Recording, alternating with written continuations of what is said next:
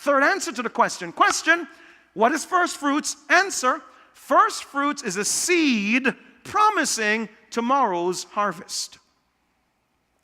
I go into this bag, this great big bag of kernels of corn. A kernel of corn is the same thing as a seed of corn. If you're close to me, you'd see this yellow kernel, seed of corn.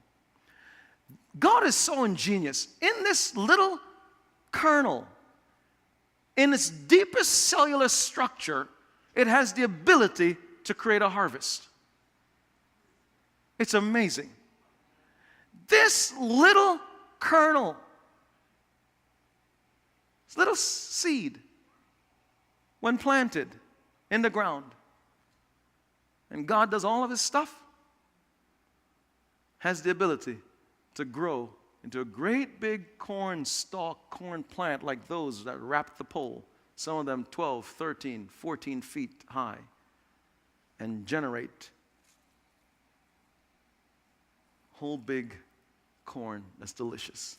I want you to look at Proverbs 3 as we delve into this third answer to the question. Proverbs chapter 3, verse 9 and 10. Question, what is first fruits? Answer, first fruits is a seed promising tomorrow's harvest. This kernel that I hold in my hand, in its cellular structure, is a promise of a harvest. The seed that you hold in your hand, it has a promise of a harvest in your life. According to the scripture, Proverbs 3 verse 9 reads, honor the Lord with your wealth, with the first fruits of all your crops. Then your barns will be filled to overflowing, and your vats will brim over with new wine.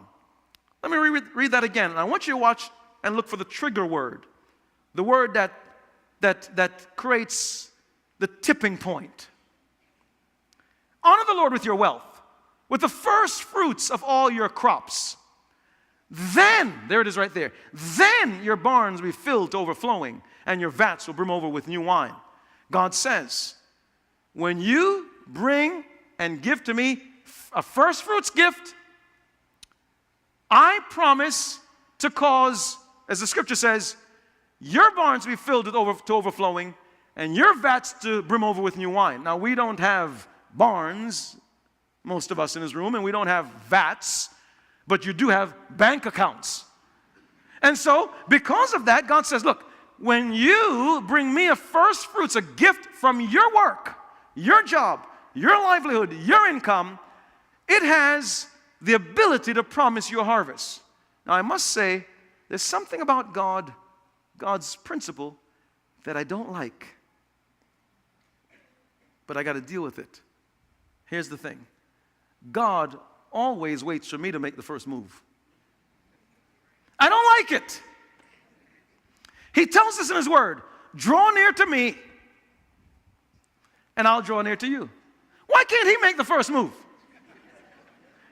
He says, humble yourself, and I'll lift you up. Why can't he lift me up? And because of my exalted position, I want to be humble now. Look at me, everybody. I'm so But he doesn't. He waits for me to act, and he reacts. And so I want you to see, I'm going to be the guy in heaven. Yeah, God, why? I may even complain. Look, I don't like some of the things you did. In fact, why do you have the streets paved with gold? Come on. God may say, you don't like it here? I got another option for you.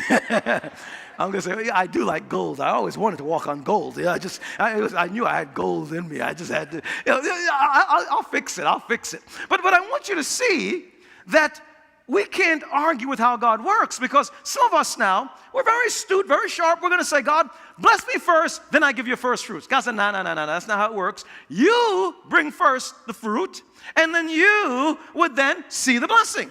Now, so I want you to see, first fruits is a seed promising tomorrow's harvest.